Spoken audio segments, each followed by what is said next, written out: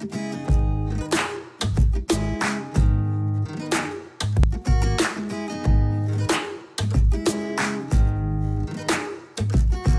analysis is about systematic exploration and recording of responsibilities, tasks, skills, and work environment, as well as specific job capability requirement. Job analysis also involves in determining the relative importance of tasks, responsibilities, as well as physical and emotional skills for a particular job. The main purpose of conducting a job analysis process is, first, to use this particular information to create a right fit between job and employee.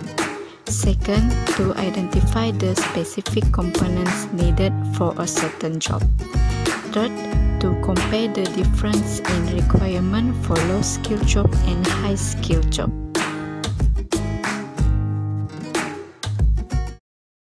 Okay, Assalamualaikum dan selamat sejahtera. Saya Muhammad Fadilah bin Sulaiman daripada Fakulti Sains Sosial. Hari ini saya ingin membentangkan mengenai job analysis yang bakal dibentangkan oleh kawan saya dan merupakan seorang pekerja food delivery yang akan saya kenalkan selepas ini. Okay.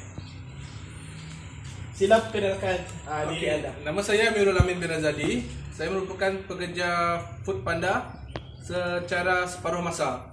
Saya juga merupakan seorang pelajar. Okey. Seterusnya saya mau tanya Encik, sebagai Food Panda, apakah job description, maksudnya tanggungjawab anda sebagai seorang pemandu food delivery?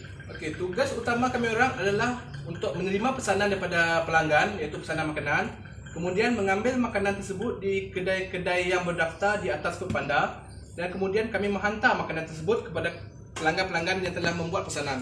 Kami juga akan memastikan makanan tersebut tidak tertumpah di dalam beg, dan juga memastikan kebersihan makanan tersebut sehingga sampai ke tangan customer. Okey, Cik. Seterusnya responsibility anda sebagai pekerja Food Panda. Okey.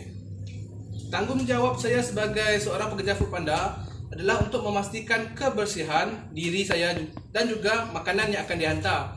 Kerana jika makanan itu tidak bersih, maka prestasi kami juga akan menurun. Jadi untuk mengekalkan prestasi yang baik, kami hendaklah memastikan makanan di dalam ini sentiasa dalam keadaan bersih, teratur dan tidak tertumpah, bagi memastikan kebersihan dan juga kualiti makanan tersebut. Okey, seterusnya saya nak tanya soalan yang ketiga, iaitu mengenai dengan job specification, maksudnya kerja sebelum menyandang tanggungjawab sebagai Food Panda ini, apakah syarat untuk menyertai Food Panda? Okey, untuk menyertai Food Panda ada beberapa syarat yang wajib dan patut diikuti jika hendak menyertai Food Panda. Yang pertama adalah mesti warga negara Malaysia, berumur 18 tahun ke atas, mempunyai lesen motosikal B2 sekurang-kurangnya, dan juga cukai jalan yang tidak tamat tempoh. Selain itu, kita hendaklah mempunyai motosikal yang mampu untuk bergerak pantas dan juga mampu bergerak jauh, kerana kawasan penghantaran bukan sajalah di sekitar bandar, namun terdapat penghantaran juga akan dilakukan di luar bandar. Okey, Encik, soalannya terusnya ialah adakah pekerjaan ini memerlukan tahap kelayakan seperti degree, diploma, SPM ataupun sebagainya ingin menjadi seorang food panda rider ini? Okey, sebenarnya kita tidak memerlukan apa-apa kualifikasi untuk menyertai Food Panda. Cukuplah mengikuti syarat-syarat yang saya berikan sebelum ini, di mana merupakan seorang warga negara Malaysia berumur 18 tahun ke atas, mempunyai motosikal dan juga lesen B2 paling kurang, dan juga mempunyai cukai jalan yang belum tamat tempoh. Itu saja syarat-syarat kelayakan untuk memasukinya. Tidak perlu degree, tidak perlu diploma dan sebagainya. Hanya perlu mengikuti syarat-syarat yang sebelumnya. Okey, Cik. Soalan seterusnya, bolehkah anda beritahu berapa lama masa latihan yang diperlukan untuk sampai pada tahap kamu sekarang? Okey, bagi saya ini adalah individu. Lain orang, lain cara, lain masa berbeza masa diambil untuk sampai ke tahap tertentu. Seperti saya cuma mengambil masa sebanyak 2 minggu untuk sampai ke tahap yang saya ada lah. So agak cepat proses pembelajaran. So saya dapat manfaatkan proses pembelajaran itu. Lepas itu saya dapat menggunakan pembelajaran yang saya belajar itu dan aplikasikannya terhadap Foodpanda lah. Okey, bisa tuan. Okey, seterusnya apakah yang anda rasa perlu daripada segi pendidikan formal atau setara dalam melaksanakan kerja ini dengan memuaskan? Bagi pendapat saya, kita tidak memerlukan pendidikan formal yang begitu tinggi dalam pelaksanaan pekerjaan Foodpanda, kerana tugas khas Foodpanda cumalah menghantar pesanan makanan. Namun, kita juga memerlukan pendidikan formal supaya kita dapat berkomunikasi dengan pelanggan supaya transaksi tersebut berjalan dengan lancar dan lebih baik. Okey, seterusnya berapa banyak pengalaman pekerjaan yang diperlukan dalam melaksanakan kerja dengan tahap yang memuaskan? Dan dari mana pengalaman itu anda peroleh? Okey, pengalaman itu saya perolehi daripada rider senior. Saya bertanyakan soalan kepada mereka bagaimana untuk sampai pada tahap yang begitu memuaskan. Mereka ada berkongsi beberapa tips dan cara-cara untuk memastikan tahap kita adalah sentiasa pada tahap yang tertinggi. Okey. Seterusnya, Encik, terangkan peralatan dan atau mesin yang anda gunakan dengan kerap di tempat kerja.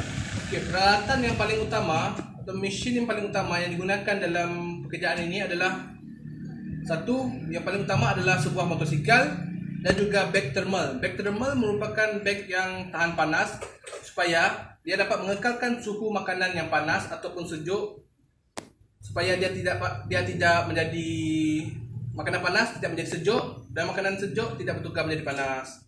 So yang paling utama motor lah. Seperti kita lihat, motor digunakan sebagai satu medium utama untuk menghantar makanan. Namun begitu, kita juga boleh menggunakan kereta dan juga basikal. Tapi kebanyakan rider menggunakan motosikal sebagai pengangkutan utama untuk menghantar makanan. Okey, Encik, soalan seterusnya. Terangkan kerumitan tugas anda. Maksudnya cabaran ataupun macam mana anda menyelesaikan masalah dalam melaksanakan tugas. Okey, cabaran pertama adalah tentang cuaca. Cuaca panas dan hujan serta cuaca tidak menentu membuatkan agak sedikit sukar untuk menjalankan tugas. Namun, saya ada beberapa penyelesaian yang terbaik untuk mengatasi masalah tersebut. Jika hari hujan, kami akan memang menyediakan baju hujan sebagai pelindung kami supaya tidak basah. Kemudian jika panas kami akan menggunakan penutup muka dan juga penutup telinga supaya bahang panas tidak terasa. Soalan yang seterusnya. Okey, terangkan jenis kenalan peribadi yang anda buat dengan orang yang berlainan jabatan dengan individu yang di tempat lain dalam organisasi anda. Okey, kenalan ini memberi impak yang besar kepada organisasi Foodpanda itu sendiri, kerana kenalan yang saya kenal, mereka akan tahu di mana untuk membuat pesanan makanan jika terdapat majlis-majlis yang memerlukan makanan lah. So mereka akan lebih kerap menggunakan servis Foodpanda untuk memesan makanan kerana ianya mudah, pantas dan cekap dan selamat. Dan satu lagi, masa yang efisien. Okey, soalan terakhir. Okey, terangkan jenis dan jumlah ketahanan atau kemahiran motor yang diperlukan. Nyatakan tugas pekerjaan mana yang memerlukan ketahanan. Okey, ketahanan yang pertama adalah ketahanan diri sendiri, di mana anda perlulah sentiasa mempunyai ketahanan mental dan fizikal yang kuat, kerana kita akan bekerja daripada pagi sampai malam. Dan juga ketahanan emosi, kerana kita akan berdepan dengan pelbagai ragam pelanggan, maupun yang ragam baik ataupun ragam yang tidak baik. Seterusnya, ketahanan motosikal itu sendiri. Motosikal itu hendaklah dalam keadaan yang baik dan sempurna supaya pelancaran makanan tersebut dapat dilakukan dengan lancar. Itu saja buat sekarang. Okey. Itulah tadi saya punya temu ramah dengan Encik Amirul mengenai Food Panda. Okey, sekian, terima kasih.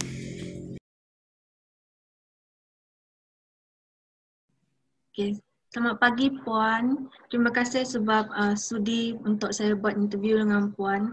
So sebelum kita mula, maybe Puan boleh introduce sendiri.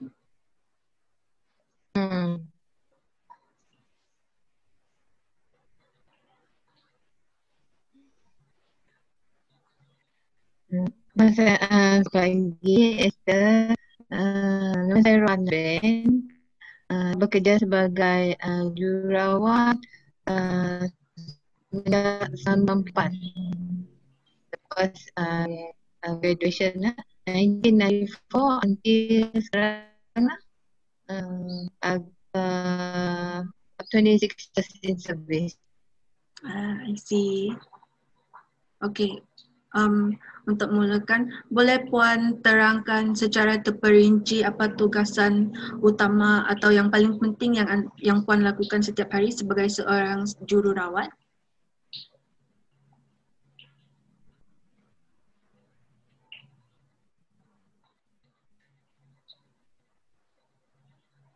Oh, yang rutin Wan ke?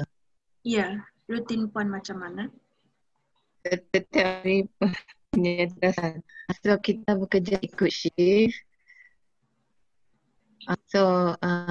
Kita bekerja ikut shift.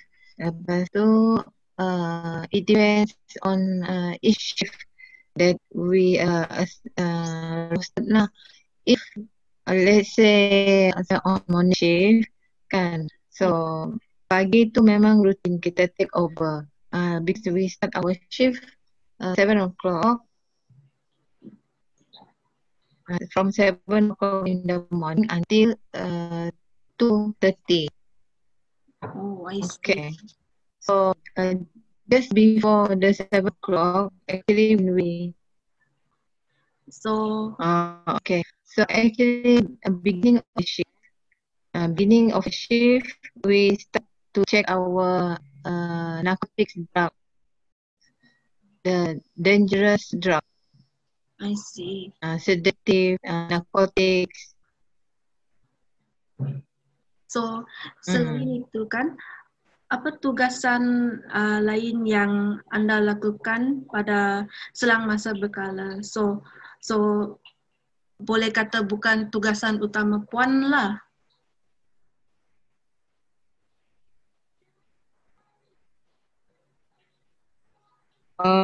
Yang tu kira one of the routine each time we at the beginning of the shift mesti check narcotics, make sure it is tally kan jumlah dalam dangerous drug cabinet tu tally dengan recording because sometimes goes up and then so we just make sure it is tally with the recording and then we also check the defibrillator, the machine give electricity to the patient.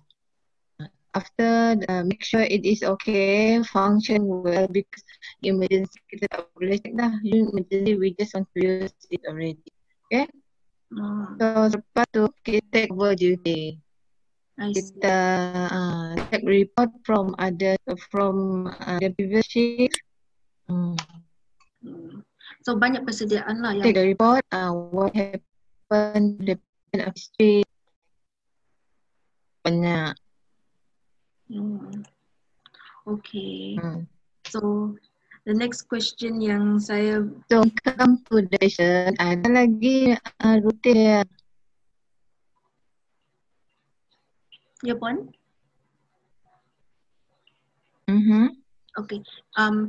Kita move on kepada soalan seterusnya. Saya ingin tanya, bolehkah Puan beritahu berapa lama masa latihan yang diperlukan untuk sampai ke tahap Puan?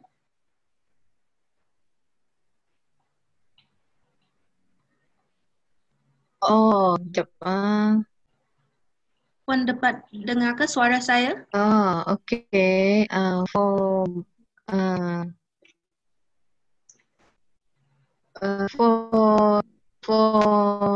us work in intensive care unit, the requirement is more in nursing, which is 3 years training.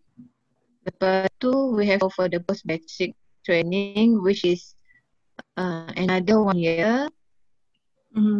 After that, on top of this basic training, the requirement also actually specialized in specialized in some of the discipline, because me myself, I went for cardiac course, jantungnya, lepas tu neurology, cardiac and neurology. Just to enhance our knowledge, our skill, because we need to upgrade ourselves. I see. So dari segi pendidikan, right? So pendidikan formal atau setara, apa yang Puan rasa perlu bagi melaksanakan kerja ini dengan memuaskan?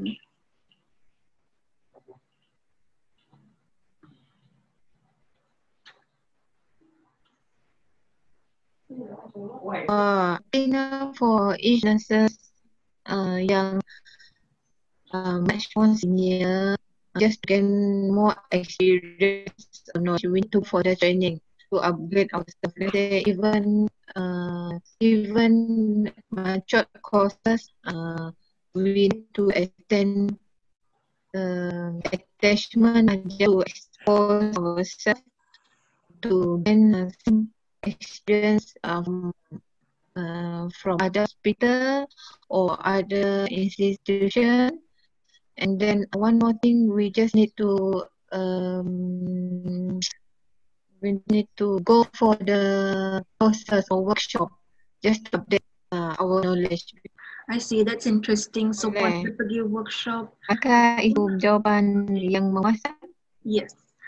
So Puan ada pergi macam workshop lah so that keep up new advances macam tu. Okay, I see. The next question question yang ke-6. Yeah, exactly. On top of this, Puan teruskan. Sorry to add on top of that, in fact, besides yang hospital organized, we also need to have some initiative to go for the courses or training by ourselves. Macam with myself, not only hospital organized, we also go for the course on our leave, even join association. Macam saya myself, I join Sarawak punya Satuan Resusitasi Sarawak. So that I can update my knowledge in cardiac or in resuscitation every now and then. So that saya tak lupa, I will refresh macam every few months. I just follow the CSR team to teach nurses or MAs from other in Sarawak. I see. Okay. So my next question is, bolehkah Puan terangkan peralatan atau mesin yang Puan gunakan dengan kerap di tempat kerja Puan?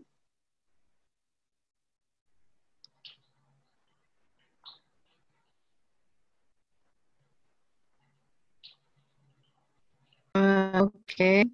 Yang paling kerap gunakan ada cardiac monitor, just untuk monitor parameter, heart rate, blood pressure, oxygen, and then breathing rate, we monitor patient continuously. Itu yang dia monitor. Okay. On top of this, let's say patient ada invasive line. Contohnya the tube, central venous catheter yang masuk ke jantung, yang tu kita measure continuously for the pressure inside the heart. Okay. Okay, another main is the ventilator. Ventilator is the respiratory machine untuk sakit yang memerlukan bantuan pernafasan. Bantuan pernafasan, ya. I see. Okay. The next question is, supaya saya dapat faham kerja puan dengan lebih clear, boleh saya tanya, apakah job family sebagai dalam nurse? So for example, kalau clerk itu adalah under administration, right? So as a nurse, what is your job family?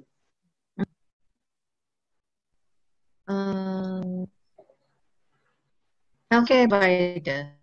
Healthcare provider, yeah. And what department is that?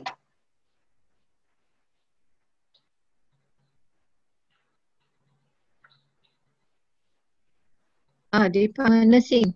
Nursing, ya. Kalau ada apa-apa problem yang arise, right? Who do puan selalu report to? In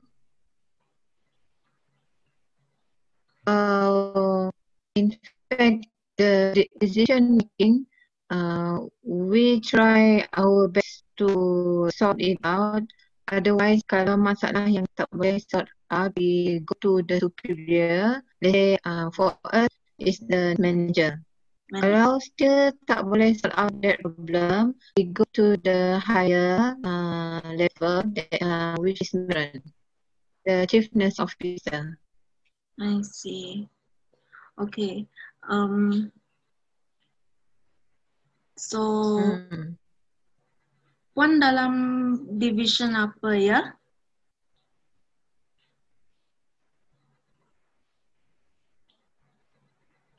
Division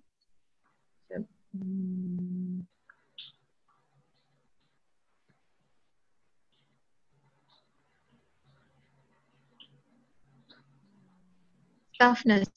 Division staff nurse. That's the category, right? Yes, yes. Okay. So, I think our interview sampai sini lah ya, puan.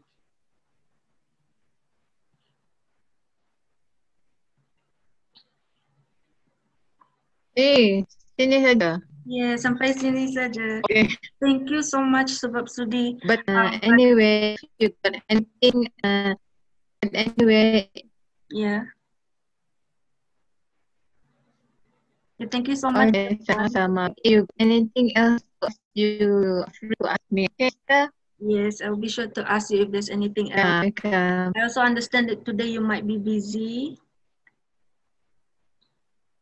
Sure. Oh, No, today off. okay. Okay, thank Okay, you. all the best to you. Okay, it was nice meeting you too. Thank you, Puan. Welcome. Okay. Thank you, Esther. Nice to meet you. Okay, thank you. Yeah. Bye. Bye, Puan. Yeah, hopefully dapat membantu lah. Okay. Yeah. Yeah. Bye. Bye. Have a nice day.